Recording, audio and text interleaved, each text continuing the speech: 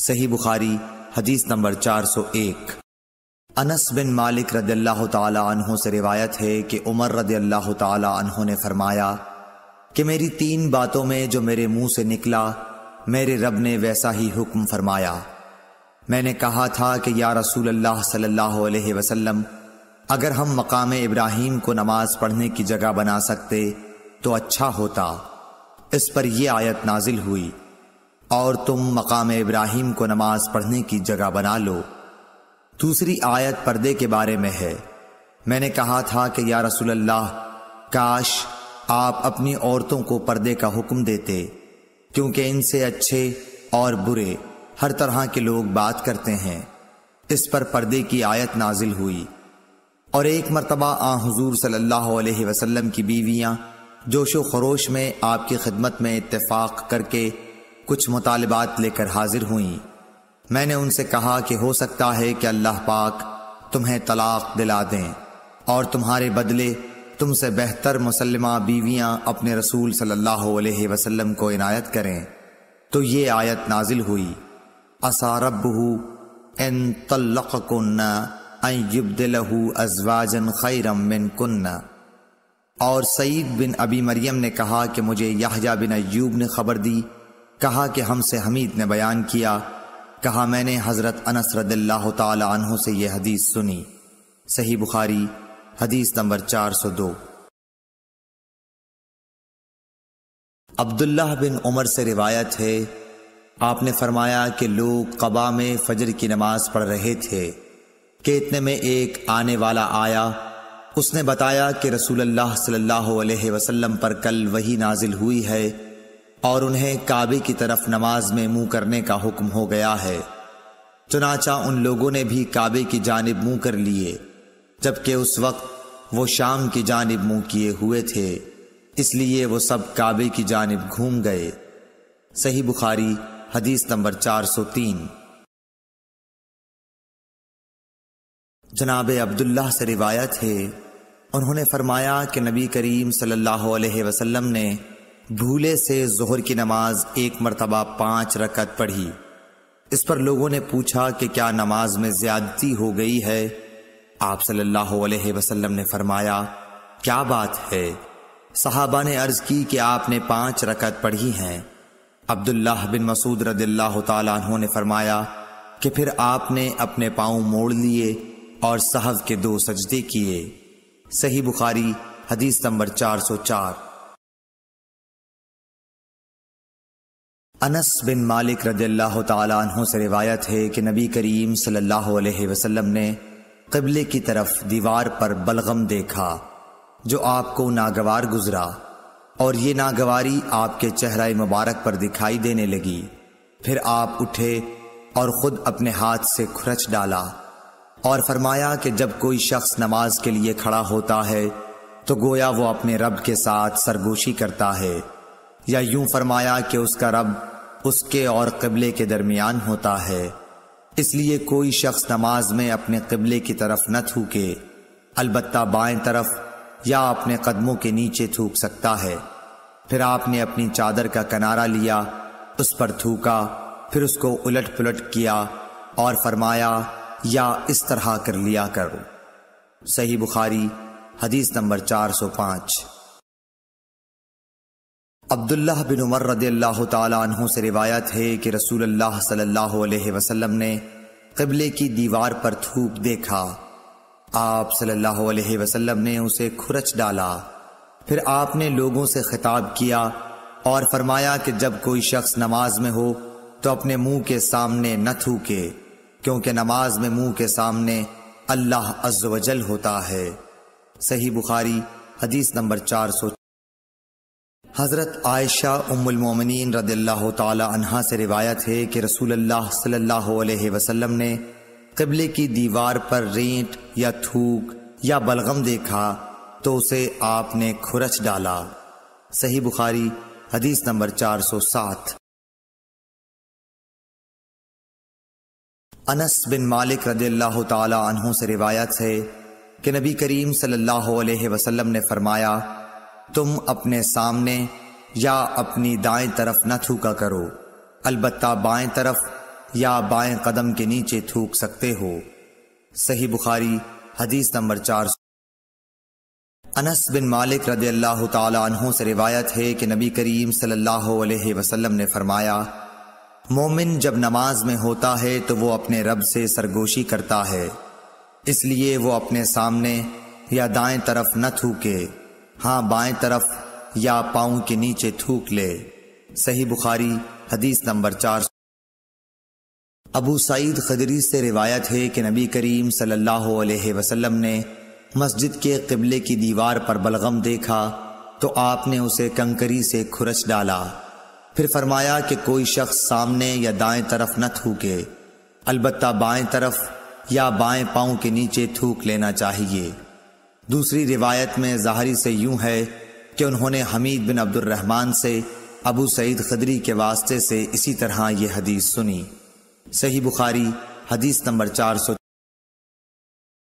انس بن مالک رضی اللہ تعالی عنہ سے روایت ہے کہ نبی کریم صلی اللہ علیہ وسلم نے فرمایا کہ مسجد میں تھوکنا گناہ ہے اور اس کا کفارہ اسے زمین میں چھپا دینا ہے۔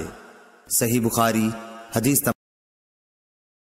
حضرت ابو ہریرہ رضی اللہ تعالی عنہ سے روایت ہے، وہ نبی کریم صلی اللہ علیہ وسلم سے نقل کرتے ہیں کہ آپ نے فرمایا، جب کوئی شخص نماز کے لیے کھڑا ہو تو سامنے نہ تھوکے، کیونکہ وہ جب تک اپنی نماز کی جگہ میں ہوتا ہے تو اللہ تعالیٰ سے سرگوشی کرتا رہتا ہے، اور دائیں طرف بھی نہ تھوکے کیونکہ اس طرف فرشتہ ہوتا ہے، ہاں بائیں طرف یا قدم کے نیچے تھوک لے اور اسے مٹی میں چھپا دے۔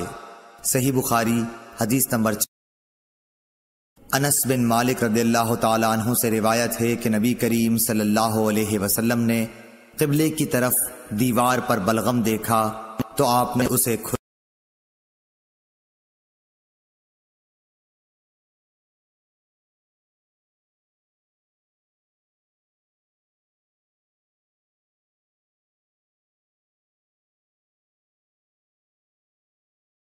ابن شہاب نے سہل بن سعد سعدی سے روایت کی ہے کہ ایک شخص نے کہا، یا رسول اللہ، اس شخص کے بارے میں فرمائیے جو اپنی بیوی کے ساتھ کسی غیر مرد کو بدفعلی کرتے ہوئے دیکھتا ہے، کیا اسے مار ڈالے؟ آخر اس مرد نے اپنی بیوی کے ساتھ مسجد میں لعان کیا اور اس وقت میں موجود تھا۔ صحیح بخاری حدیث نمبر 423۔ محمد بن ربی نے عتبان بن مالک سے جو نابینا تھے روایت کیا ہے کہ نبی کریم صلی اللہ علیہ وسلم ان کے گھر تشریف لائے۔ آپ نے پوچھا کہ تم اپنے گھر میں کہاں پسند کرتے ہو کہ میں تمہارے لیے نماز پڑھوں؟ عتبان نے بیان کیا کہ میں نے ایک جگہ کی طرف اشارہ کیا، پھر نبی صلی اللہ علیہ وسلم نے تکبیر کہی اور ہم نے آپ کے پیچھے صف باندھی، پھر آپ نے 2 رکعت نماز نفل پڑھائی۔ صحیح بخاری حدیث نمبر 424۔ محمد بن ربی انصاری سے روایت ہے کہ عتبان بن مالک انصاری رضی اللہ تعالی عنہ رسول اللہ صلی اللہ علیہ وسلم کے صحابی اور غزوہ بدر کے حاضر ہونے والوں میں سے تھے۔ وہ نبی کریم صلی اللہ علیہ وسلم کی خدمت میں حاضر ہوئے اور کہا، یا رسول اللہ صلی اللہ علیہ وسلم، میری بینائی میں کچھ فرق آ گیا ہے اور میں اپنی قوم کے لوگوں کو نماز پڑھایا کرتا ہوں، لیکن جب برسات کا موسم آتا ہے تو میرے اور میری قوم کے درمیان جو وادی ہے وہ بھر جاتی ہے اور بہنے لگ جاتی ہے، اور میں انہیں نماز پڑھانے کے لیے مسجد تک نہیں جا سکتا۔ یا رسول اللہ، میری خواہش ہے کہ آپ میرے گھر تشریف لائیں اور کسی جگہ نماز پڑھ دیں تاکہ میں اسے نماز پڑھنے کی جگہ بنا لوں۔ راوی نے کہا کہ رسول اللہ صلی اللہ علیہ وسلم نے عتبان سے فرمایا، انشاءاللہ تعالی میں تمہاری اس خواہش کو پورا کروں گا۔ عتبان نے کہا کہ دوسرے دن رسول اللہ صلی اللہ علیہ وسلم اور ابو بکر صدیق رضی اللہ تعالی عنہ جب دن چڑھا تو دونوں تشریف لے آئے اور رسول اللہ صلی اللہ علیہ وسلم نے اندر آنے کی اجازت چاہی۔ میں نے اجازت دے دی۔ جب آپ گھر میں تشریف لائے تو بیٹھے بھی نہیں اور پوچھا، کہ تم اپنے گھر کے کس حصے میں مجھ سے نماز پڑھنے کی خواہش رکھتے ہو؟ اتبان نے کہا کہ میں نے گھر میں ایک کونے کی طرف اشارہ کیا تو رسول اللہ صلی اللہ علیہ وسلم اس جگہ کھڑے ہوئے اور تکبیر کہی۔ ہم بھی آپ کے پیچھے کھڑے ہو گئے اور صف باندھی، پس آپ نے 2 رکعت نفل نماز پڑھائی، پھر سلام پھیرا۔ اتبان نے کہا کہ ہم نے آپ کو تھوڑی دیر کے لیے روکا اور آپ کی خدمت میں حلیم پیش کیا جو آپ ہی کے لیے تیار کیا گیا تھا۔ اتبان نے کہا کہ محلے والوں کا ایک مجمع گھر میں لگ گیا اور مجمع میں سے ایک شخص بولا کہ مالک بن دخشن، یا یہ کہا ابن دخشن دکھائی نہیں دیتا۔ اس پر کسی دوسرے نے کہہ دیا کہ وہ تو منافق ہے جسے خدا اور رسول سے کوئی محبت نہیں۔ رسول اللہ صلی اللہ علیہ وسلم نے یہ سن کر فرمایا، ایسا مت کہو، کیا تم دیکھتے نہیں کہ اس نے لا الہ الا اللہ کہا ہے اور اس سے مقصود خالص خدا کی رضامندی حاصل کرنا ہے؟ تب منافقت کا الزام لگانے والا بولا کہ اللہ اور اس کے رسول کو زیادہ علم ہے، ہم تو بظاہر اس کی توجیہات اور دوستی منافقوں ہی کے ساتھ دیکھتے ہیں۔ رسول اللہ صلی اللہ علیہ وسلم نے فرمایا کہ اللہ تعالیٰ نے لا الہ الا اللہ کہنے والے پر اگر اس کا مقصد خالص خدا کی رضا حاصل کرنا ہو دوزخ کی آگ حرام کر دی ہے۔ ابن شہاب نے کہا کہ پھر میں نے محمود سے سن کر حسین بن محمد انصاری سے جو بنو سالم کے شریف لوگوں میں سے ہیں اس حدیث کے متعلق پوچھا تو انہوں نے اس کی تصدیق کی اور کہا کہ محمود سچا ہے۔ صحیح بخاری حدیث نمبر 425۔ حضرت عائشہ صدیقہ رضی اللہ تعالی عنہا سے روایت ہے، آپ فرماتی ہیں کہ رسول اللہ صلی اللہ علیہ وسلم اپنے تمام کاموں میں جہاں تک ممکن ہوتا دائیں طرف سے شروع کرنے کو پسند فرماتے تھے، طہارت کے وقت بھی، کنگھا کرنے اور جوتا پہننے میں بھی۔ صحیح بخاری حدیث نمبر 426۔ ہم سے محمد بن مسنہ نے بیان کیا، کہا ہم سے یحییٰ بن سعید قطان نے ہشام بن عروہ کے واسطے سے بیان کیا، کہا کہ مجھے میرے باپ نے حضرت عائشہ رضی اللہ تعالی عنہا سے یہ خبر پہنچائی کہ ام حبیبہ اور ام سلمہ دونوں نے ایک کلیسا کا ذکر کیا جسے انہوں نے حبشہ میں دیکھا تھا، اس میں مورتیں، تصویریں تھیں۔ انہوں نے اس کا تذکرہ نبی کریم صلی اللہ علیہ وسلم سے بھی کیا۔ آپ نے فرمایا کہ ان کا یہ قاعدہ تھا کہ اگر ان میں کوئی نیکوکار شخص مر جاتا تو وہ لوگ اس کی قبر پر مسجد بناتے اور اس میں یہی مورتیں، تصویریں بنا دیتے، پس یہ لوگ خدا کی درگاہ میں قیامت کے دن تمام مخلوق میں برے ہوں گے۔ صحیح بخاری حدیث نمبر 427۔ انس بن مالک رضی اللہ تعالی عنہ سے روایت ہے، انہوں نے کہا کہ جب نبی کریم صلی اللہ علیہ وسلم مدینہ تشریف لائے تو یہاں کے بلند حصے میں بنی عمرو بن عوف کے یہاں آپ اترے اور یہاں 24 راتیں قیام فرمایا۔ پھر آپ نے بنو نجار کو بلا بھیجا تو وہ لوگ تلواریں لٹکائے ہوئے آئے۔ انس نے کہا گویا میری نظروں کے سامنے نبی کریم صلی اللہ علیہ وسلم اپنی سواری پر تشریف فرما ہیں، جبکہ ابو بکر صدیق رضی اللہ تعالی عنہ آپ کے پیچھے بیٹھے ہوئے ہیں اور بنو نجار کے لوگ آپ کے چاروں طرف ہیں، یہاں تک کہ آپ ابو ایوب کے گھر کے سامنے اترے اور آپ یہ پسند کرتے تھے کہ جہاں بھی نماز کا وقت آ جائے فوراً نماز ادا کر لیں۔ آپ بکریوں کے باڑوں میں بھی نماز پڑھ لیتے تھے۔ پھر آپ نے یہاں مسجد بنانے کے لیے حکم فرمایا، چنانچہ بنو نجار کے لوگوں کو آپ نے بلوا کر فرمایا کہ اے بنو نجار، تم اپنے اس باغ کی قیمت مجھ سے لے لو۔ انہوں نے جواب دیا، نہیں یا رسول اللہ، اس کی قیمت ہم صرف اللہ تعالی سے مانگتے ہیں۔ انس رضی اللہ تعالی عنہ نے بیان کیا کہ میں جیسا کہ تمہیں بتا رہا تھا یہاں مشرکین کی قبریں تھیں، اس باغ میں ایک ویران جگہ تھی اور کچھ کھجور کے درخت بھی تھے۔ پس نبی کریم صلی اللہ علیہ وسلم نے مشرکین کی قبروں کو اکھڑوا دیا، ویرانے کو صاف اور برابر کر دیا اور درختوں کو کٹوا کر ان کی لکڑیوں کو مسجد کے قبلے کی جانب بچھا دیا اور پتھروں کے ذریعے انہیں مضبوط بنا دیا۔ صحابہ پتھر اٹھاتے ہوئے رجز پڑھتے تھے اور نبی کریم صلی اللہ علیہ وسلم بھی ان کے ساتھ تھے اور یہ کہہ رہے تھے کہ اے اللہ، آخرت کے فائدے کے علاوہ اور کوئی فائدہ نہیں، پس انصار و مہاجرین کی مغفرت فرمانا۔ صحیح بخاری حدیث نمبر 428۔ انس بن مالک رضی اللہ تعالی عنہ سے روایت ہے، انہوں نے کہا کہ نبی کریم صلی اللہ علیہ وسلم بکریوں کے باڑوں میں نماز پڑھتے تھے۔ ابو طیاح یا شعبہ نے کہا، پھر میں نے انس کو یہ کہتے سنا کہ نبی کریم صلی اللہ علیہ وسلم بکریوں کے باڑے میں مسجد کی تعمیر سے پہلے نماز پڑھا کرتے تھے۔ صحیح بخاری حدیث نمبر 429۔ عبید اللہ نے نافع کے واسطے سے کہا کہ میں نے ابن عمر رضی اللہ تعالی عنہ کو اپنے اونٹ کی طرف نماز پڑھتے دیکھا اور انہوں نے فرمایا کہ میں نے نبی کریم صلی اللہ علیہ وسلم کو اسی طرح پڑھتے دیکھا تھا۔ صحیح بخاری حدیث نمبر 430۔ عبداللہ بن عباس رضی اللہ تعالی عنہ سے روایت ہے، انہوں نے فرمایا کہ سورج گہن ہوا تو نبی کریم صلی اللہ علیہ وسلم نے نماز پڑھی اور فرمایا کہ مجھے آج دوزخ دکھائی گئی، اس سے زیادہ بھیانک منظر میں نے کبھی نہیں دیکھا۔ صحیح بخاری حدیث نمبر 431۔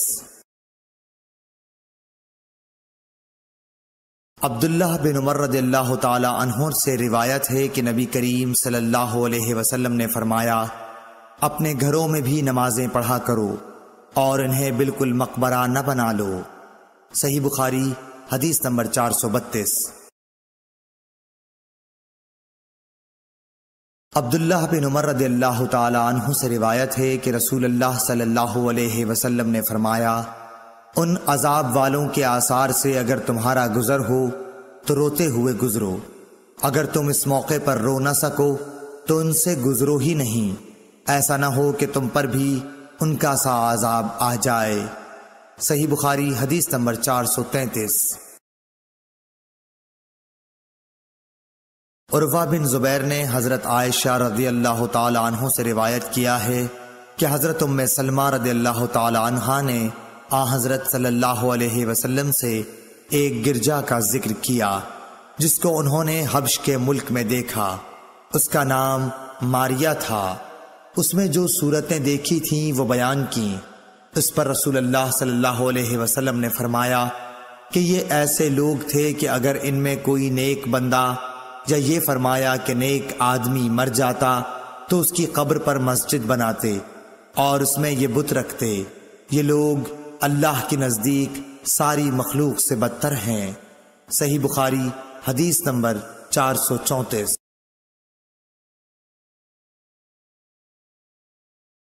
حضرت ابو ہریرہ رضی اللہ تعالی عنہ سے روایت ہے کہ رسول اللہ صلی اللہ علیہ وسلم نے فرمایا، یہودیوں پر خدا کی لعنت ہو، انہوں نے اپنے انبیاء کی قبروں کو مساجد بنا لیا۔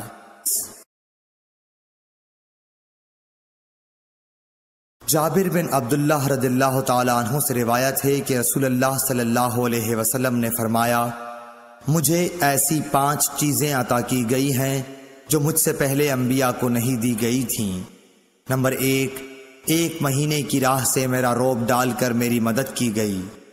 نمبر 2، میرے لیے تمام زمین میں نماز پڑھنے اور پاکی حاصل کرنے کی اجازت ہے، اس لیے میری امت کے جس آدمی کی نماز کا وقت جہاں بھی آ جائے اسے وہی نماز پڑھ لینی چاہیے۔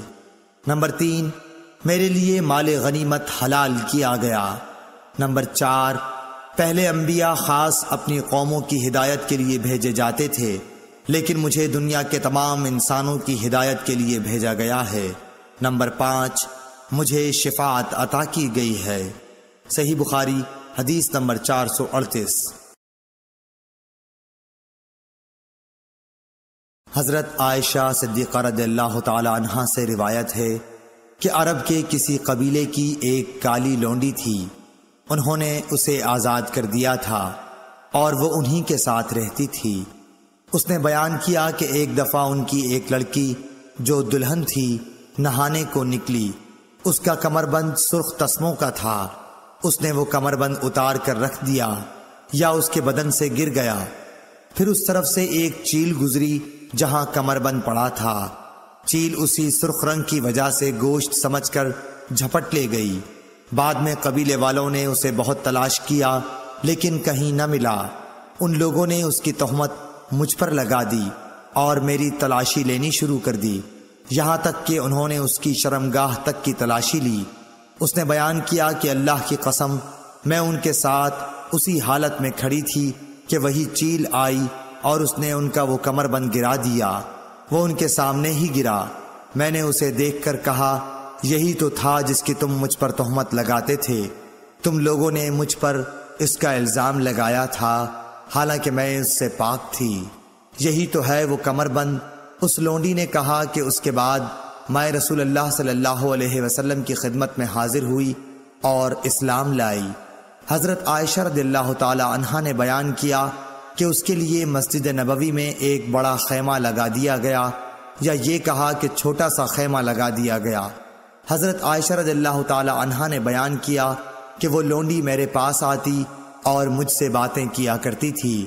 جب بھی وہ میرے پاس آتی تو یہ ضرور کہتی کہ کمربند کا دن ہمارے رب کی عجیب نشانیوں میں سے ہے، اسی نے مجھے کفر کے ملک سے نجات دی۔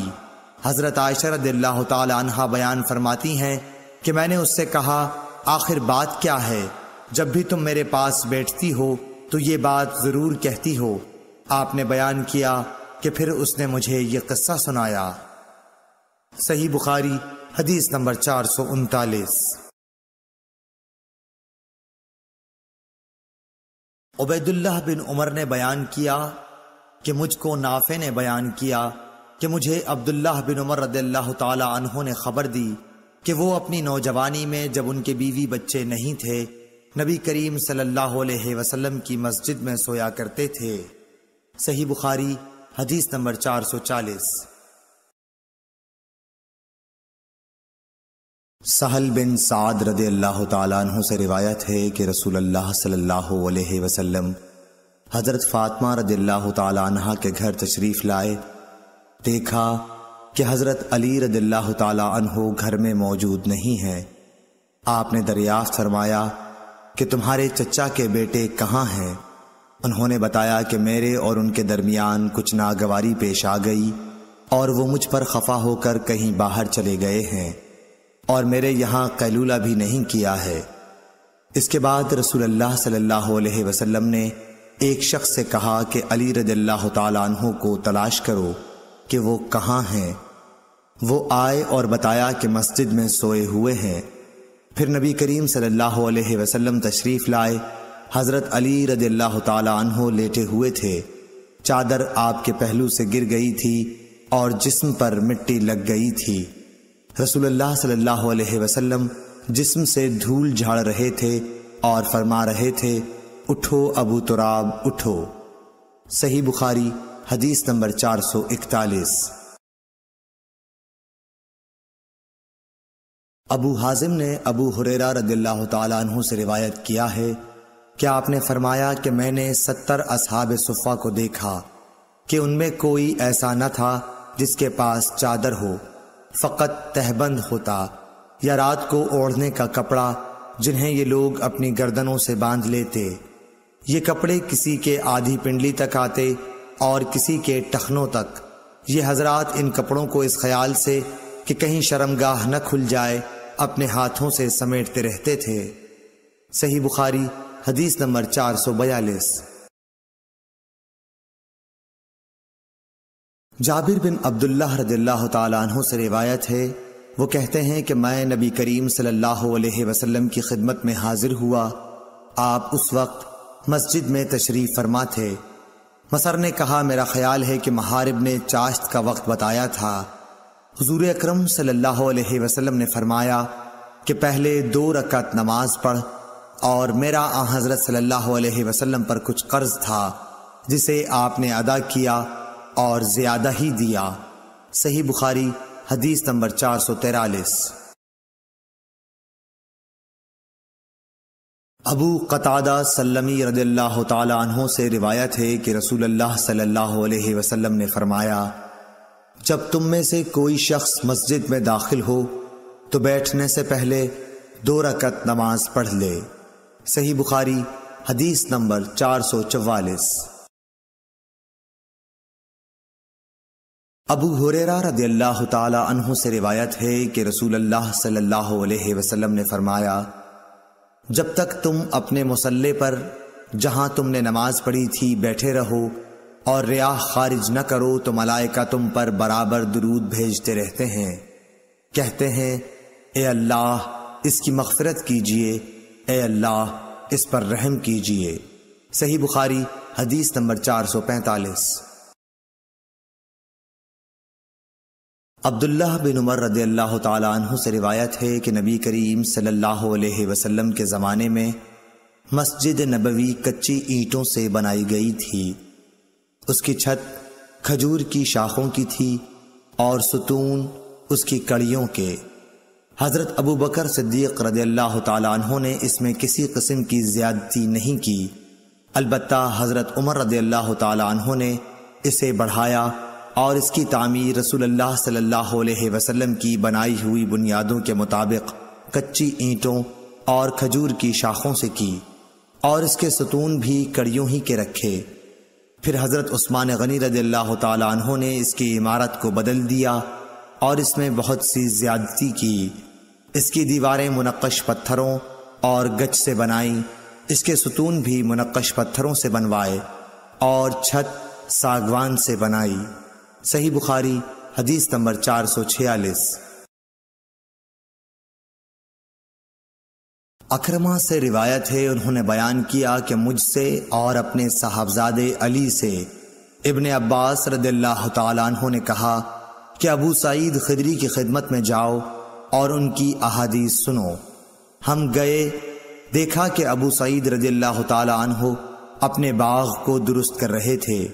ہم کو دیکھ کر آپ نے اپنی چادر سنبھالی اور گوٹ مار کر بیٹھ گئے، پھر ہم سے حدیث بیان کرنے لگے۔ جب مسجد نبوی کے بنانے کا ذکر آیا تو آپ نے بتایا کہ ہم تو مسجد کے بنانے میں حصہ لیتے وقت ایک ایک اینٹ اٹھاتے، لیکن عمار 2 اینٹیں اٹھا رہے تھے۔ حضرت صلی اللہ علیہ وسلم نے انہیں دیکھا تو ان کے بدن سے مٹی جھاڑنے لگے اور فرمایا، افسوس عمار کو ایک باغی جماعت قتل کرے گی جسے عمار جنت کی دعوت دیں گے، اور وہ جماعت عمار کو جہنم کی دعوت دے رہی ہوگی۔ ابو سعید خدری رضی اللہ تعالیٰ عنہ نے بیان کیا کہ حضرت عمار کہتے تھے کہ میں فتنوں سے خدا کی پناہ مانگتا ہوں۔ صحیح بخاری حدیث نمبر 447۔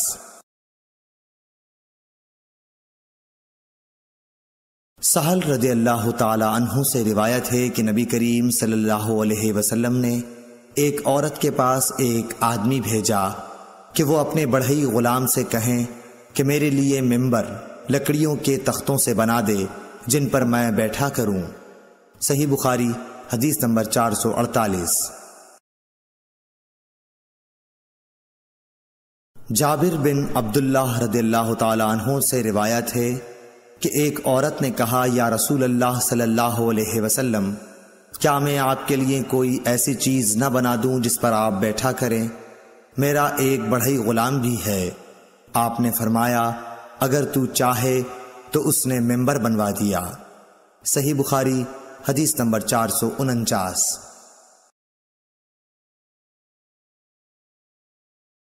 عبید اللہ بن اسود خولانی نے حضرت عثمان بن عفان رضی اللہ تعالی عنہ سے روایت کیا ہے کہ مسجد نبوی کی تعمیر کے متعلق لوگوں کی باتوں کو سن کر آپ نے فرمایا کہ تم لوگوں نے بہت زیادہ باتیں کی ہیں، حالانکہ میں نے نبی اکرم صلی اللہ علیہ وسلم سے سنا ہے کہ جس نے مسجد بنائی بکیر۔ راوی نے کہا، میرا خیال ہے کہ آپ نے یہ بھی فرمایا کہ اس سے مقصود اللہ تعالیٰ کی رضا ہو تو اللہ تعالیٰ ایسا ہی ایک مکان جنت میں اس کے لیے بنائے گا۔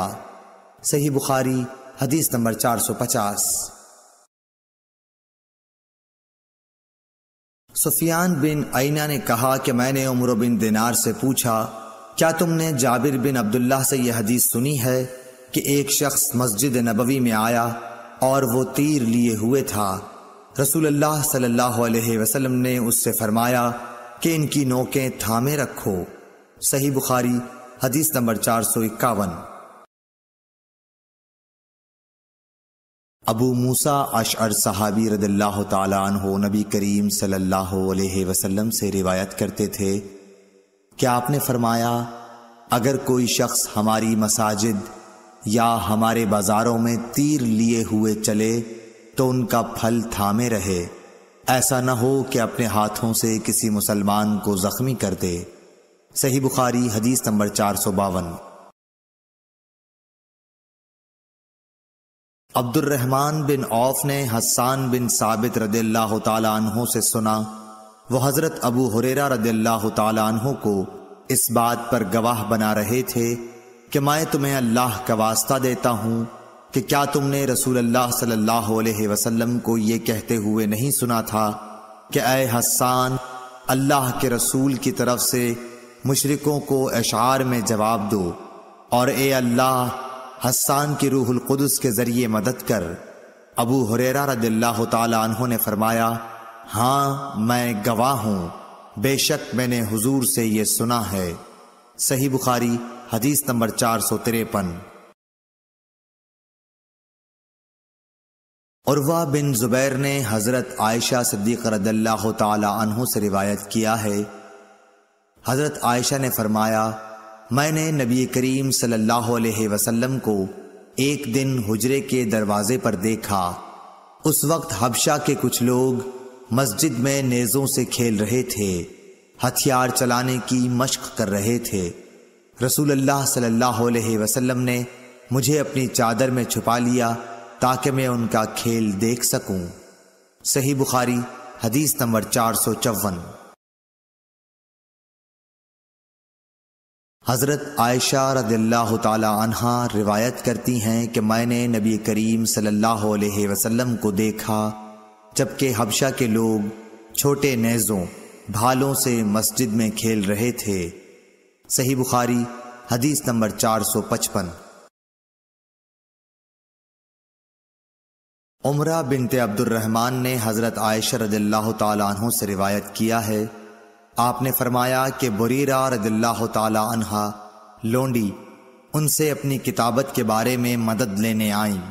حضرت عائشہ رضی اللہ تعالی عنہا نے کہا کہ تم چاہو تو میں تمہارے مالکوں کو یہ رقم دے دوں اور تمہیں آزاد کرا دوں اور تمہارے اولا کا تعلق مجھ سے قائم ہو۔ اور بریرہ کے آقاؤں نے کہا عائشہ رضی اللہ تعالی عنہا سے کہ اگر آپ چاہیں تو جو قیمت باقی رہ گئی ہے وہ دے دیں اور ولا کا تعلق ہم سے قائم رہے گا۔ رسول اللہ صلی اللہ علیہ وسلم جب تشریف لائے تو میں نے آپ سے اس امر کا ذکر کیا۔ آپ صلی اللہ علیہ وسلم نے فرمایا کہ تم بریرہ کو خرید کر آزاد کرو، اور ولا کا تعلق تو اسی کو حاصل ہو سکتا ہے جو آزاد کرائے۔ پھر رسول اللہ صلی اللہ علیہ وسلم ممبر پر تشریف لائے۔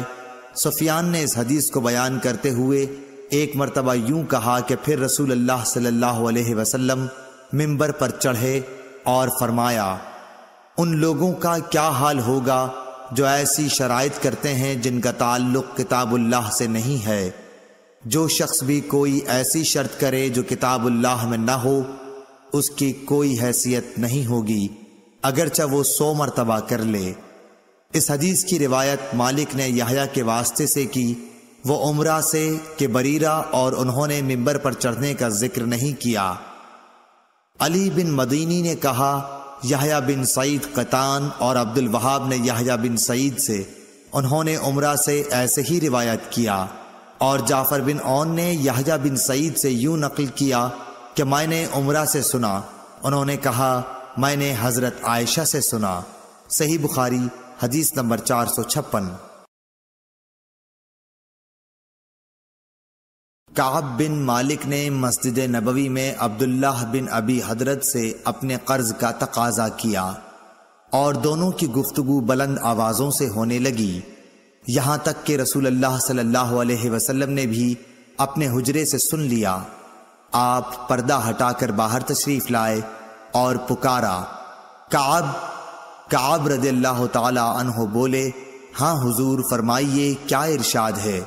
آپ نے فرمایا کہ تم اپنے قرض میں سے اتنا کم کر دو۔ آپ کا اشارہ تھا کہ آدھا کم کر دیں۔ انہوں نے کہا، یا رسول اللہ، میں نے بخوشی ایسا کر دیا۔ پھر آپ نے ابن ابی حضرت سے فرمایا، اچھا اب اٹھو اور اس کا قرض ادا کرو جو آدھا معاف کر دیا گیا ہے۔ صحیح بخاری حدیث نمبر 457۔ حضرت ابو ہریرہ رضی اللہ تعالیٰ عنہ سے روایت ہے کہ ایک حبشی مرد یا حبشی عورت مسجد نبوی میں جھاڑو دیا کرتی تھی۔ ایک دن اس کا انتقال ہو گیا تو رسول اللہ صلی اللہ علیہ وسلم نے اس کے متعلق دریافت فرمایا۔ لوگوں نے بتایا کہ وہ تو انتقال کر گئی۔ آپ نے اس پر فرمایا کہ تم نے مجھے کیوں نہ بتایا، مجھے اس کی قبر بتلاؤ۔ پھر آپ قبر پر تشریف لائے اور اس پر نماز پڑھی۔ صحیح بخاری حدیث نمبر 458۔ حضرت عائشہ رضی اللہ تعالی عنہا فرماتی ہیں کہ جب سورہ بقرہ کی سود سے متعلق آیات نازل ہوئیں تو نبی صلی اللہ علیہ وسلم مسجد میں تشریف لے گئے اور ان آیات کی لوگوں کے سامنے تلاوت فرمائی۔ پھر فرمایا کہ شراب کی تجارت حرام ہے۔ صحیح بخاری حدیث نمبر 459۔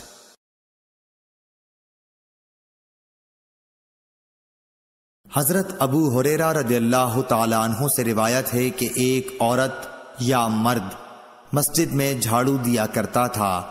ابو رافع نے کہا، میرا خیال ہے کہ وہ عورت ہی تھی۔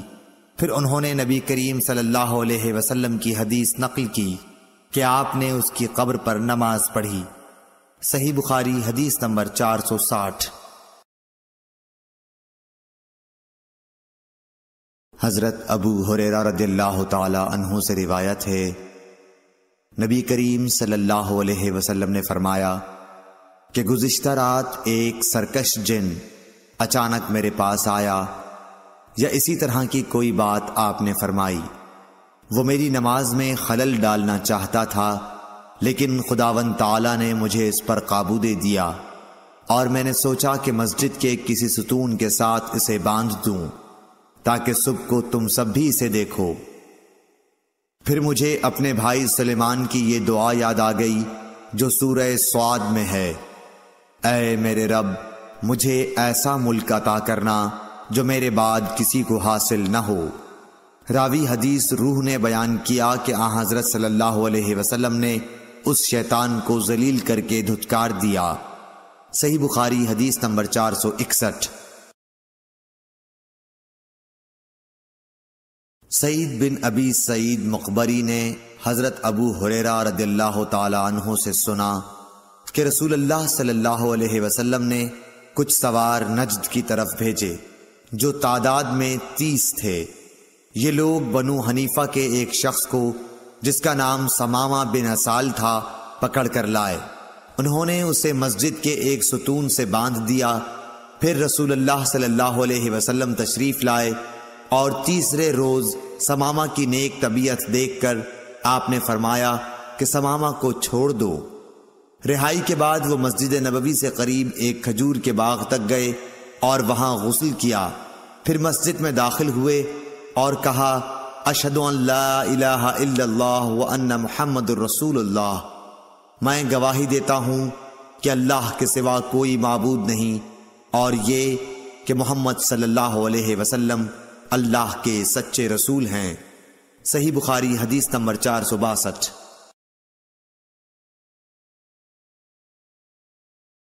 ہشام بن عروہ نے اپنے باپ عروہ بن زبیر کے واسطے سے بیان کیا، انہوں نے حضرت عائشہ رضی اللہ تعالی عنہا سے آپ نے فرمایا کہ غزوہ خندق میں سعد رضی اللہ تعالی عنہ کے بازو کی ایک رگ اکحل میں زخم آ گیا تھا۔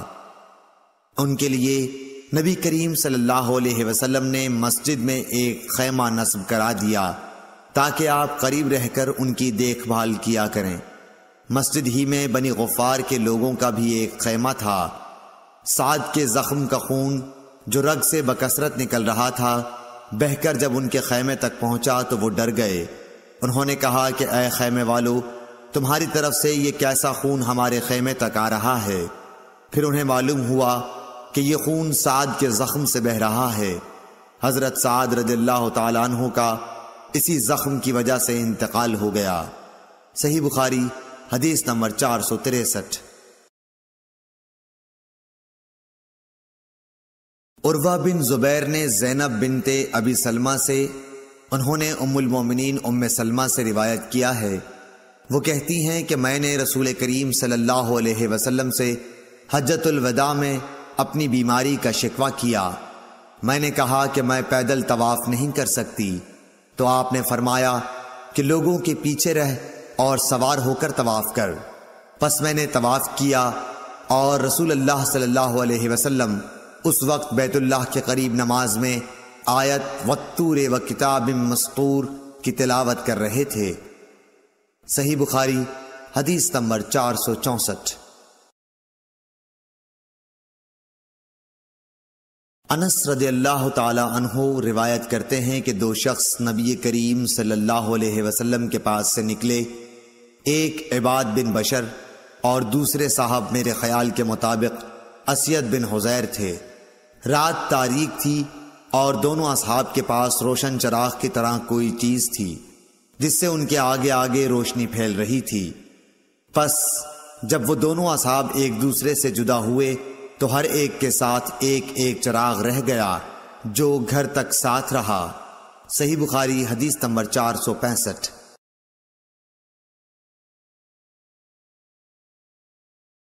ابو سعید خدری رضی اللہ تعالی عنہ نے بیان کیا کہ ایک دفعہ رسول کریم صلی اللہ علیہ وسلم نے خطبے میں فرمایا کہ اللہ تعالی نے اپنے ایک بندے کو دنیا اور آخرت کے رہنے میں اختیار دیا کہ وہ جس کو چاہے اختیار کرے۔ بندے نے وہ پسند کیا جو اللہ کے پاس ہے، یعنی آخرت۔ یہ سن کر ابو بکر رضی اللہ تعالی عنہ رونے لگے۔ میں نے اپنے دل میں کہا کہ اگر خدا نے اپنے کسی بندے کو دنیا اور آخرت میں سے کسی کو اختیار کرنے کو کہا اور اس بندے نے آخرت پسند کر لی تو اس میں ان بزرگ کے رونے کی کیا وجہ ہے؟ لیکن یہ بات تھی کہ بندے سے مراد رسول اللہ صلی اللہ علیہ وسلم ہی تھے اور ابو بکر ہم سے زیادہ جاننے والے تھے۔ حضور صلی اللہ علیہ وسلم نے ان سے فرمایا، ابو بکر آپ روئیے مت، اپنی صحبت اور اپنی دولت کے ذریعے تمام لوگوں سے زیادہ مجھ پر احسان کرنے والے آپ ہی ہیں، اور اگر میں کسی کو خلیل بناتا تو ابو بکر کو بناتا، لیکن جانی دوستی تو اللہ کے سوا کسی سے نہیں ہو سکتی، اس کے بدلے میں اسلام کی برادری اور دوستی کافی ہے۔ مسجد میں ابو بکر رضی اللہ تعالی عنہ کی طرف کے دروازے کے سوا تمام دروازے بند کر دیے جائیں۔ صحیح بخاری حدیث نمبر 466۔ حضرت عبداللہ بن عباس رضی اللہ تعالی عنہ سے روایت ہے، انہوں نے بیان کیا کہ رسول اللہ صلی اللہ علیہ وسلم اپنے مرض وفات میں باہر تشریف لائے، سر سے پٹی بندھی ہوئی تھی۔ آپ منبر پر بیٹھے، اللہ کی حمد و ثنا کی اور فرمایا، کوئی شخص بھی ایسا نہیں جس نے ابو بکر بن ابو قحافہ سے زیادہ مجھ پر اپنی جان و مال کے ذریعے احسان کیا ہو، اور اگر میں کسی کو انسانوں میں جانی دوست بناتا تو ابو بکر رضی اللہ تعالیٰ عنہ کو بناتا، لیکن اسلام کا تعلق افضل ہے۔ دیکھو ابو بکر رضی اللہ تعالیٰ عنہ کی کھڑکی چھوڑ کر اس مسجد کی تمام کھڑکیاں بند کر دی جائیں۔ صحیح بخاری حدیث نمبر 467۔ عبداللہ بن عمر رضی اللہ تعالی عنہ سے روایت ہے کہ نبی کریم صلی اللہ علیہ وسلم جب مکہ تشریف لائے اور مکہ فتح ہوا تو آپ نے عثمان بن طلحہ رضی اللہ تعالی عنہ کو بلوایا جو کعبے کے متولی چابی بردار تھے۔ انہوں نے دروازہ کھولا تو نبی کریم صلی اللہ علیہ وسلم، بلال، اسامہ بن زید اور عثمان بن طلحہ چاروں اندر تشریف لے گئے۔ پھر دروازہ بند کر دیا گیا اور وہاں تھوڑی دیر تک ٹھہر کر باہر آئے ابن عمر رضی اللہ تعالی عنہ نے فرمایا کہ میں نے جلدی سے آگے بڑھ کر بلال سے پوچھا کہ حضرت صلی اللہ علیہ وسلم نے کعبے کے اندر کیا کیا؟ انہوں نے بتایا کہ حضرت صلی اللہ علیہ وسلم نے اندر نماز پڑھی تھی۔ میں نے پوچھا کس جگہ؟ کہا کہ دونوں ستونوں کے درمیان۔ عبداللہ بن عمر رضی اللہ تعالی عنہ نے فرمایا کہ یہ پوچھنا مجھے یاد نہ رہا کہ آپ نے کتنی رکعتیں پڑھی تھیں۔ صحیح بخاری حدیث نمبر 468۔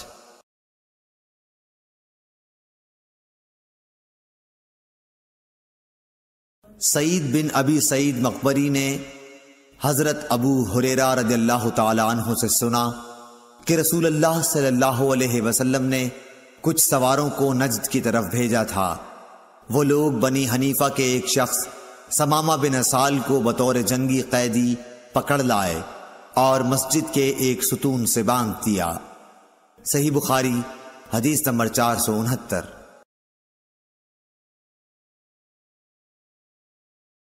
صائب بن یزید نے بیان کیا کہ میں مسجد نبوی میں کھڑا ہوا تھا، کسی نے میری طرف کنکری پھینکی۔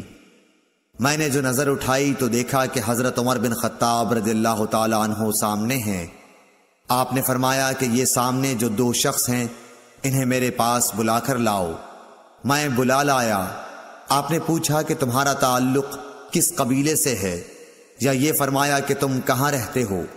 انہوں نے بتایا کہ ہم طائف کے رہنے والے ہیں۔ آپ نے فرمایا کہ اگر تم مدینے کے ہوتے تو میں تمہیں سزا دیے بغیر نہ چھوڑتا۔ رسول کریم صلی اللہ علیہ وسلم کی مسجد میں آواز اونچی کرتے ہو۔ صحیح بخاری حدیث نمبر 470۔ عبداللہ بن کعب بن مالک کو ان کے باپ کعب بن مالک رضی اللہ تعالی عنہ نے خبر دی کہ انہوں نے عبداللہ بن حضرت رضی اللہ تعالی عنہ سے اپنے ایک قرض کے سلسلے میں رسول اللہ صلی اللہ علیہ وسلم کے دور میں مسجد نبوی کے اندر تقاضا کیا۔ دونوں کی آواز کچھ اونچی ہو گئی، یہاں تک کہ رسول اللہ صلی اللہ علیہ وسلم نے بھی اپنے حجرے سے سن لیا۔ آپ اٹھے اور حجرے پر پڑے ہوئے پردے کو ہٹایا۔ آپ نے کعب بن مالک کو آواز دی، اے کعب۔ کعب بولے، یا رسول اللہ صلی اللہ علیہ وسلم، حاضر ہوں۔ آپ نے اپنے ہاتھ کے اشارے سے بتایا کہ وہ اپنا آدھا قرض معاف کر دے۔ حضرت کعب نے عرض کی، یا رسول اللہ صلی اللہ علیہ وسلم، میں نے معاف کر دیا۔ آپ نے ابن ابی حضرت سے فرمایا، اچھا اب چل اٹھ، اس کا قرض ادا کر۔ صحیح بخاری حدیث نمبر 471۔ عبداللہ بن عمر رضی اللہ تعالی عنہ سے روایت ہے کہ ایک شخص نے نبی کریم صلی اللہ علیہ وسلم سے پوچھا، جبکہ اس وقت آپ منبر پر تھے، کہ رات کی نماز یعنی تہجد کس طرح پڑھنے کے لیے آپ فرماتے ہیں؟ آپ نے فرمایا کہ 2 رکعت کر کے پڑھے، اور جب صبح قریب ہونے لگے تو 1 رکعت پڑھ لے۔ یہ 1 رکعت اس ساری نماز کو طاق بنا دے گی۔ اور آپ فرمایا کرتے تھے کہ رات کی آخری نماز کو طاق رکھا کرو، کیونکہ نبی کریم صلی اللہ علیہ وسلم نے اس کا حکم دیا۔ صحیح بخاری حدیث نمبر 472۔ ایوب سختیانی نے ابن عمر سے روایت کی ہے کہ ایک شخص نبی کریم صلی اللہ علیہ وسلم کی خدمت میں حاضر ہوا۔ آپ صلی اللہ علیہ وسلم اس وقت خطبہ دے رہے تھے۔ آنے والے نے پوچھا کہ رات کی نماز کس طرح پڑھی جائے؟ آپ نے فرمایا 2 رکعت، پھر جب طلوع صبح صادق کا اندیشہ ہو تو 1 رکعت وتر کی پڑھ لے، تاکہ تو نے جو نماز پڑھی ہے اسے یہ رکعت طاق بنا دے۔ اور امام بخاری نے فرمایا کہ ولید بن کثیر نے کہا کہ مجھ سے عبید اللہ بن عبداللہ عمری نے بیان کیا۔ عبداللہ بن عمری رضی اللہ تعالی عنہ نے ان سے بیان کیا کہ ایک شخص نے نبی صلی اللہ علیہ وسلم کو آواز دی جبکہ آپ مسجد میں تشریف فرما تھے۔ صحیح بخاری حدیث نمبر 473۔ ابو واقد لیثی حارث بن عوف نے بیان کیا کہ رسول اللہ صلی اللہ علیہ وسلم مسجد میں تشریف رکھتے تھے کہ 3 آدمی باہر سے آئے۔ دو تو رسول اللہ صلی اللہ علیہ وسلم کی مجلس میں حاضری کی غرض سے آگے بڑھے، لیکن تیسرا چلا گیا۔ ان دو میں سے ایک نے درمیان میں خالی جگہ دیکھی اور وہاں بیٹھ گیا، دوسرا شخص پیچھے بیٹھ گیا اور تیسرا تو واپس ہی جا رہا تھا۔ جب رسول اللہ صلی اللہ علیہ وسلم واعظ سے فارغ ہوئے تو آپ نے فرمایا، کیا میں تمہیں ان تینوں کے متعلق ایک بات نہ بتاؤں؟ ایک شخص تو خدا کی طرف بڑھا اور خدا نے اسے جگہ دی، یعنی پہلا شخص۔ رہا دوسرا تو اس نے لوگوں میں گھسنے سے شرم کی، اللہ نے بھی اس سے شرم کی۔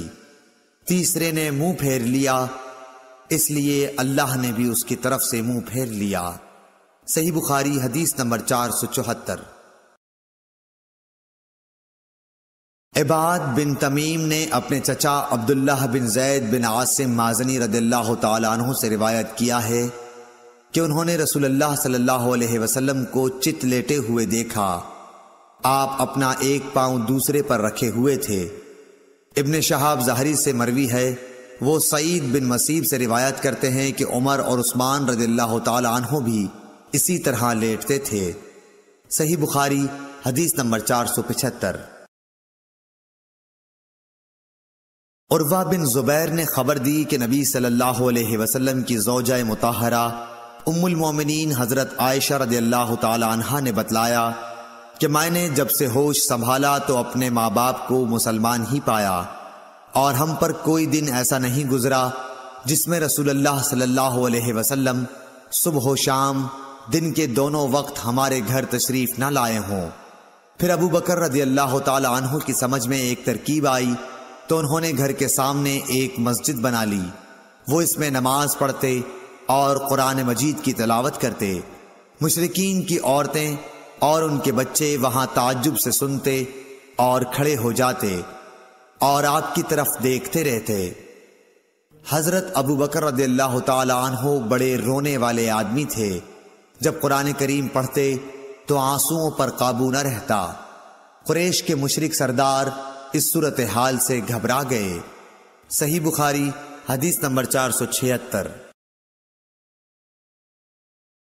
حضرت ابو ہریرہ رضی اللہ تعالیٰ عنہ سے روایت ہے، رسول اللہ صلی اللہ علیہ وسلم نے فرمایا، جماعت کے ساتھ نماز پڑھنے میں گھر کے اندر یا بازار، دکان وغیرہ میں نماز پڑھنے سے 25 گنا ثواب زیادہ ملتا ہے، کیونکہ جب کوئی شخص تم میں سے وضو کرے اور اس کے آداب کا لحاظ رکھے، پھر مسجد میں صرف نماز کی غرض سے آئے تو اس کے ہر قدم پر اللہ تعالیٰ ایک درجہ اس کا بلند کرتا ہے اور ایک گناہ اس سے معاف کرتا ہے۔ اس طرح وہ مسجد کے اندر آئے گا، مسجد میں آنے کے بعد جب تک نماز کے انتظار میں رہے گا اسے نماز ہی کی حالت میں شمار کیا جائے گا، اور جب تک اس جگہ بیٹھا رہے جہاں اس نے نماز پڑھی ہے تو فرشتے اس کے لیے رحمت خداوندی کی دعائیں کرتے ہیں کہ اے اللہ اس کو بخش دے، اے اللہ اس پر رحم کر، جب تک کہ ریح خارج کر کے وہ فرشتوں کو تکلیف نہ دے۔ صحیح بخاری حدیث نمبر 477۔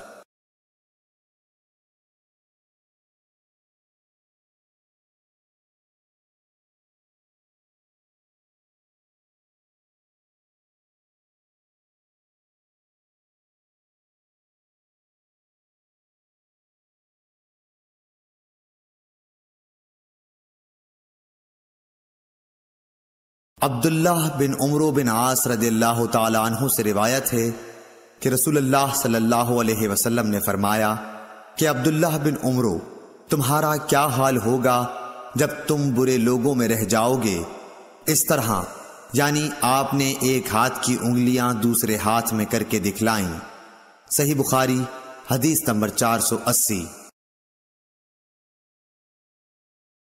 ابو موسیٰ اشعری رضی اللہ تعالیٰ عنہ سے روایت ہے، نبی کریم صلی اللہ علیہ وسلم نے فرمایا، ایک مومن دوسرے مومن کے لیے عمارت کی طرح ہے کہ اس کا ایک حصہ دوسرے حصے کو قوت پہنچاتا ہے، اور آپ نے ایک ہاتھ کی انگلیوں کو دوسرے ہاتھ کی انگلیوں میں داخل کیا۔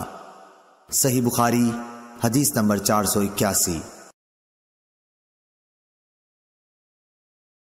محمد بن سیرین نے حضرت ابو ہریرہ رضی اللہ تعالیٰ عنہ سے روایت کیا ہے، انہوں نے کہا کہ رسول کریم صلی اللہ علیہ وسلم نے ہمیں دوپہر کے بعد کی 2 نمازوں میں سے کوئی نماز پڑھائی، ظہر یا عصر کی۔ ابن سیرین نے کہا کہ حضرت ابو ہریرہ رضی اللہ تعالیٰ عنہ نے اس کا نام تو لیا تھا لیکن میں بھول گیا۔ حضرت ابو ہریرہ رضی اللہ تعالیٰ عنہ نے بتلایا کہ آپ نے ہمیں 2 رکعت نماز پڑھا کر سلام پھیر دیا۔ اس کے بعد ایک لکڑی کی لاٹھی سے جو مسجد میں رکھی ہوئی تھی، آپ صلی اللہ علیہ وسلم ٹیک لگا کر کھڑے ہو گئے۔ ایسا معلوم ہوتا تھا کہ جیسے آپ بہت ہی خفا ہوں، اور آپ نے اپنے دائیں ہاتھ کو بائیں ہاتھ پر رکھا اور ان کی انگلیوں کو ایک دوسرے میں داخل کیا، اور آپ نے اپنے دائیں رخسار مبارک کو بائیں ہاتھ کی ہتھیلی سے سہارا دیا۔ جو لوگ نماز پڑھ کر جلدی نکل جایا کرتے تھے وہ مسجد کے دروازوں سے پار ہو گئے۔ پھر لوگ کہنے لگے کہ کیا نماز کم کر دی گئی ہے؟ حاضرین میں ابو بکر اور عمر رضی اللہ تعالیٰ عنہ بھی موجود تھے، لیکن انہیں بھی آپ سے بولنے کی ہمت نہ ہوئی۔ انہی میں ایک شخص تھے جن کے ہاتھ لمبے تھے اور انہیں ذوالیدین کہا جاتا تھا۔ انہوں نے پوچھا، یا رسول اللہ صلی اللہ علیہ وسلم، کیا آپ بھول گئے یا نماز کم کر دی گئی ہے؟ آپ نے فرمایا کہ نہ میں بھولا ہوں اور نہ نماز میں کوئی کمی ہوئی ہے۔ پھر آپ نے لوگوں سے پوچھا، کیا ذوالیدین صحیح کہہ رہے ہیں؟ حاضرین بولے کہ جی ہاں۔ یہ سن کر آپ آگے بڑھے اور باقی رکعتیں پڑھیں، پھر سلام پھیرا، پھر تکبیر کہی اور سہو کا سجدہ کیا، معمول کے مطابق یا اس سے بھی لمبا سجدہ کیا، پھر سر اٹھایا اور تکبیر کہی، پھر تکبیر کہی اور دوسرا سجدہ کیا، معمول کے مطابق یا اس سے بھی طویل، پھر سر اٹھایا اور تکبیر کہی۔ لوگوں نے بار بار ابن سیرین سے پوچھا کہ کیا پھر سلام پھیرا؟ تو وہ جواب دیتے کہ مجھے خبر دی گئی ہے کہ عمران بن حسین کہتے تھے کہ پھر سلام پھیرا۔ صحیح بخاری حدیث نمبر 482۔ موسیٰ بن عقبہ نے کہا کہ میں نے سالم بن عبداللہ بن عمر رضی اللہ تعالیٰ عنہ کو دیکھا کہ وہ مدینے سے مکے تک راستے میں کئی جگہوں کو ڈھونڈ کر وہاں نماز پڑھتے اور کہتے کہ ان کے باب حضرت عبداللہ بن عمر رضی اللہ تعالیٰ عنہ بھی ان مقامات پر نماز پڑھا کرتے تھے، اور انہوں نے رسول اللہ صلی اللہ علیہ وسلم کو ان مقامات پر نماز پڑھتے ہوئے دیکھا ہے۔ اور موسیٰ بن عقبہ نے کہا کہ مجھ سے نافع نے ابن عمر رضی اللہ تعالیٰ عنہ کے متعلق بیان کیا کہ وہ ان مقامات پر نماز پڑھتے تھے، اور میں نے سالم سے پوچھا تو مجھے خوب یاد ہے کہ انہوں نے بھی نافع کے بیان کے مطابق ہی تمام مقامات کا ذکر کیا، فقط مقام شرف روحا کی مسجد کے متعلق دونوں نے اختلاف کیا۔ صحیح بخاری حدیث نمبر 483۔ موسیٰ بن عقبہ کو عبداللہ بن عمر رضی اللہ تعالی عنہ نے خبر دی کہ آن حضرت صلی اللہ علیہ وسلم جب عمرے کے قصد سے تشریف لے گئے اور حجۃ الوداع کے موقع پر جب حج کے لیے نکلے تو آپ نے ذوالحلیفہ میں قیام فرمایا۔ ذوالحلیفہ کی مسجد کے قریب آپ ایک ببول کے درخت کے نیچے اترے، اور جب آپ کسی جہاد سے واپس ہوتے اور راستہ ذوالحلیفہ سے ہو کر گزرتا یا حج یا عمرے سے واپسی ہوتی تو آپ وادی عتیق کے نشیبی علاقے میں اترتے، پھر جب وادی کے نشیب سے اوپر چڑھتے تو وادی کے بالائی کنارے کے اس مشرقی حصے پر پڑاؤ ہوتا جہاں کنکریوں اور ریت کا کشادہ نالہ ہے، یعنی بطحا میں۔ یہاں آپ رات کو صبح تک آرام فرماتے۔ یہ مقام اس مسجد کے قریب نہیں ہے جو پتھروں کی بنی ہے، آپ اس ٹیلے پر بھی نہیں ہوتے جس پر مسجد بنی ہوئی ہے۔ وہاں ایک گہرا نالا تھا، عبداللہ بن عمر رضی اللہ تعالی عنہ وہی نماز پڑھتے۔ اس کے نشیب میں ریت کے ٹیلے تھے اور رسول اللہ صلی اللہ علیہ وسلم وہاں نماز پڑھا کرتے تھے۔ کنکریوں اور ریت کے کشادہ نالے کی طرف سے سیلاب نے آ کر اس جگہ کے آثار و نشانات کو پاٹ دیا ہے جہاں حضرت عبداللہ بن عمر رضی اللہ تعالی عنہ نماز پڑھا کرتے تھے۔ صحیح بخاری حدیث نمبر 484۔ عبداللہ بن عمر رضی اللہ تعالیٰ عنہ نے نافع سے یہ بھی بیان کیا کہ نبی صلی اللہ علیہ وسلم نے اس جگہ نماز پڑھی جہاں اب شرف روحا کی مسجد کے قریب ایک چھوٹی مسجد ہے۔ عبداللہ بن عمر اس جگہ کی نشاندہی کرتے تھے جہاں نبی کریم صلی اللہ علیہ وسلم نے نماز پڑھی تھی۔ کہتے تھے کہ یہاں تمہارے دائیں طرف جب تم مسجد میں قبلہ رو ہو کر نماز پڑھنے کے لیے کھڑے ہوتے ہو، جب تم مدینے سے مکہ جاؤ تو یہ چھوٹی سی مسجد راستے کے دائیں جانب پڑتی ہے۔ اس کے اور بڑی مسجد کے درمیان ایک پتھر کی مار کا فاصلہ ہے یا اس سے کچھ کم زیادہ۔ صحیح بخاری حدیث نمبر 485۔ عبداللہ بن عمر رضی اللہ تعالی عنہ اس چھوٹی پہاڑی کی طرف نماز پڑھتے جو روحا کے آخری کنارے پر واقع ہے، اور یہ پہاڑی وہاں ختم ہوتی ہے جہاں راستے کا کنارہ ہے۔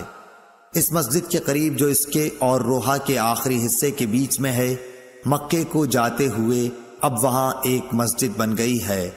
عبداللہ بن عمر رضی اللہ تعالی عنہ اس مسجد میں نماز نہیں پڑھتے تھے، بلکہ اس کو اپنے بائیں طرف مقابل میں چھوڑ دیتے تھے اور آگے بڑھ کر خود پہاڑی ارقد طیبہ کی طرف نماز پڑھتے تھے۔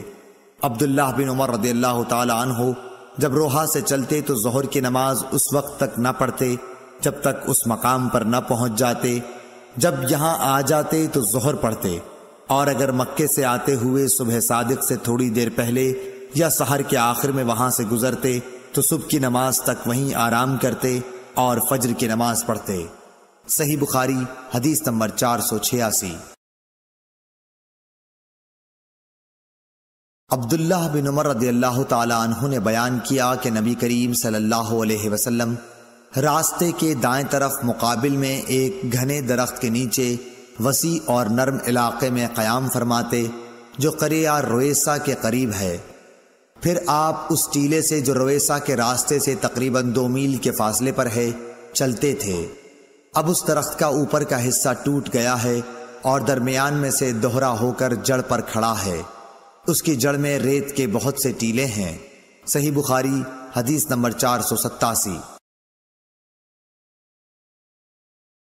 عبداللہ بن عمر رضی اللہ تعالی عنہ نے نافع سے یہ بیان کیا کہ نبی صلی اللہ علیہ وسلم نے قریہ ارج کے قریب اس نالے کے کنارے نماز پڑھی جو پہاڑ کی طرف جاتے ہوئے پڑتا ہے۔ اس مسجد کے پاس 2 یا 3 قبریں ہیں۔ ان قبروں پر اوپر تلے پتھر رکھے ہوئے ہیں۔ راستے کے دائیں جانب ان بڑے پتھروں کے پاس جو راستے میں ہیں ان کے درمیان میں ہو کر نماز پڑھی۔ عبداللہ بن عمر رضی اللہ تعالی عنہ قریہ ارج سے سورج ڈھلنے کے بعد چلتے اور ظہر اسی مسجد میں آ کر پڑھا کرتے تھے۔ صحیح بخاری حدیث نمبر 488۔ عبداللہ بن عمر نے نافع سے بیان کیا کہ رسول اللہ صلی اللہ علیہ وسلم نے راستے کے بائیں طرف ان گھنے درختوں کے پاس قیام فرمایا جو ہرشا پہاڑ کے نزدیک نشیب میں ہیں۔ یہ ڈھلوان جگہ ہرشا کے ایک کنارے سے ملی ہوئی ہے۔ یہاں سے عام راستے تک پہنچنے کے لیے تیر کی مار کا فاصلہ ہے۔ عبداللہ بن عمر رضی اللہ تعالی عنہ اس بڑے درخت کی طرف نماز پڑھتے تھے جو ان تمام درختوں میں راستے سے سب سے زیادہ نزدیک ہے، اور سب سے لمبا درخت بھی یہی ہے۔ صحیح بخاری حدیث نمبر 489۔ عبداللہ بن عمر رضی اللہ تعالی عنہ نے بیان کیا کہ نبی کریم صلی اللہ علیہ وسلم اس نالے میں اترا کرتے تھے جو وادی مر الظہر ان کے نشیب میں ہے۔ مدینے کے مقابل جبکہ مقام صفراواد سے اترا جائے، نبی کریم صلی اللہ علیہ وسلم اس ڈھلوان کے بالکل نشیب میں قیام کرتے تھے۔ یہ راستے کے بائیں جانب پڑتا ہے جب کوئی شخص مکہ جا رہا ہو۔ راستے اور رسول اللہ صلی اللہ علیہ وسلم کی منزل کے درمیان صرف ایک پتھر ہی کے مار کا فاصلہ ہوتا۔ صحیح بخاری حدیث نمبر 490۔ عبداللہ بن عمر رضی اللہ تعالی عنہ نے بیان کیا کہ نبی صلی اللہ علیہ وسلم مقام ذی طوا میں قیام فرماتے اور رات یہیں گزارا کرتے تھے، اور صبح ہوتی تو نماز فجر یہیں پڑھتے۔ مکہ جاتے ہوئے یہاں نبی کریم صلی اللہ علیہ وسلم کے نماز پڑھنے کی جگہ ایک بڑے سے ٹیلے پر تھی۔ اس مسجد میں نہیں جو اب وہاں بنی ہوئی ہے، بلکہ اس سے نیچے ایک بڑا ٹیلا تھا۔ صحیح بخاری حدیث نمبر 491۔ عبداللہ بن عمر رضی اللہ تعالی عنہ نے بیان کیا کہ نبی کریم صلی اللہ علیہ وسلم نے اس پہاڑ کے دونوں کونوں کا رخ کیا جو اس کے اور جبل طویل کے درمیان کعبے کی سمت ہیں۔ آپ اس مسجد کو جو اب وہاں تعمیر ہوئی ہے اپنی بائیں طرف کر لیتے، ٹیلے کے کنارے، اور نبی کریم صلی اللہ علیہ وسلم کے نماز پڑھنے کی جگہ اس سے نیچے سیاہ ٹیلے پر تھی۔ ٹیلے سے تقریباً 10 ہاتھ چھوڑ کر پہاڑ کی دونوں گھاٹیوں کی طرف رخ کر کے نماز پڑھتے جو تمہارے اور کعبے کے درمیان ہے۔ صحیح بخاری حدیث نمبر 492۔ عبداللہ بن عباس رضی اللہ تعالی عنہ نے فرمایا کہ میں ایک گدھی پر سوار ہو کر آیا۔ اس زمانے میں بالغ ہونے والا ہی تھا۔ رسول اللہ صلی اللہ علیہ وسلم منا میں لوگوں کو نماز پڑھا رہے تھے، لیکن دیوار آپ کے سامنے نہ تھی۔ میں صف کے بعض حصے سے گزر کر سواری سے اترا اور میں نے گدھی کو چرنے کے لیے چھوڑ دیا اور صف میں داخل ہو گیا، پس کسی نے مجھ پر اعتراض نہیں کیا۔ صحیح بخاری حدیث نمبر 493۔ عبداللہ بن عمر رضی اللہ تعالی عنہ سے روایت ہے کہ رسول اللہ صلی اللہ علیہ وسلم جب عید کے دن مدینے سے باہر تشریف لے جاتے تو چھوٹے نیزے کو گاڑنے کا حکم دیتے۔ وہ جب آپ کے آگے گاڑ دیا جاتا تو آپ اس کی طرف رخ کر کے نماز پڑھتے اور لوگ آپ کے پیچھے کھڑے ہوتے۔ یہی آپ صلی اللہ علیہ وسلم سفر میں بھی کیا کرتے تھے۔ مسلمانوں کے خلفاء نے اسی وجہ سے برچھا ساتھ رکھنے کی عادت بنا لی ہے۔ صحیح بخاری حدیث نمبر 494۔ شعبہ نے بیان کیا عون بن ابی جحیفہ سے، کہا میں نے اپنے باپ وہب بن عبداللہ سے سنا کہ نبی صلی اللہ علیہ وسلم نے لوگوں کو بطحا میں نماز پڑھائی۔ آپ کے سامنے انزا، ڈنڈا جس کے نیچے پھل لگا ہوا ہو، گاڑ دیا گیا تھا۔ چونکہ آپ مسافر تھے اس لیے ظہر کی 2 رکعت اور عصر کی 2 رکعت ادا کی۔ آپ صلی اللہ علیہ وسلم کے سامنے سے عورتیں اور گدھے گزر رہے تھے۔ صحیح بخاری حدیث نمبر 495۔ سہل بن سعد نے بیان کیا کہ نبی کریم صلی اللہ علیہ وسلم کے سجدہ کرنے کی جگہ اور دیوار کے درمیان ایک بکری کے گزر سکنے کا فاصلہ رہتا تھا۔ صحیح بخاری حدیث نمبر 496۔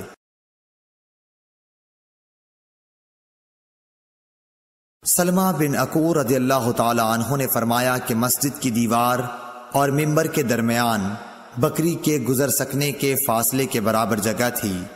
صحیح بخاری حدیث نمبر 497۔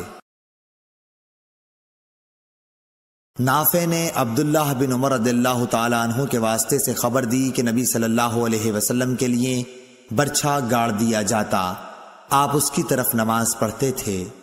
صحیح بخاری حدیث نمبر 498۔ عون بن ابی جحیفہ نے بیان کیا کہ میں نے اپنے باپ ابو جحیفہ وہب بن عبداللہ سے سنا، انہوں نے کہا کہ رسول کریم صلی اللہ علیہ وسلم دوپہر کے وقت باہر تشریف لائے، آپ کی خدمت میں وضو کا پانی پیش کیا گیا جس سے آپ نے وضو کیا، پھر ہمیں آپ نے ظہر کی نماز پڑھائی اور عصر کی۔ آپ کے سامنے عنزہ گاڑ دیا گیا تھا اور عورتیں اور گدھے پر سوار لوگ اس کے پیچھے سے گزر رہے تھے۔ صحیح بخاری حدیث نمبر 499۔ انس بن مالک رضی اللہ تعالی عنہ سے روایت ہے کہ نبی کریم صلی اللہ علیہ وسلم جب رفع حاجت کے لیے نکلتے تو میں اور ایک اور لڑکا آپ کے پیچھے پیچھے جاتے۔ ہمارے ساتھ عکازہ، ڈنڈا جس کے نیچے لوہے کا پھل لگا ہوا ہو، یا چھڑی یا عنزہ ہوتا، اور ہمارے ساتھ ایک چھاگل بھی ہوتا تھا۔ جب آن حضرت صلی اللہ علیہ وسلم حاجت سے فارغ ہو جاتے تو ہم آپ کو وہ چھاگل دے دیتے تھے۔ صحیح بخاری حدیث نمبر 500۔ جحیفہ نے کہا کہ نبی کریم صلی اللہ علیہ وسلم ہمارے پاس دوپہر کے وقت تشریف لائے، اور آپ نے بطحا میں ظہر اور عصر کی 2 رکعتیں پڑھیں۔ آپ کے سامنے عنزہ گاڑ دیا گیا تھا، اور جب آپ نے وضو کیا تو لوگ آپ کے وضو کے پانی کو اپنے بدن پر لگا رہے تھے۔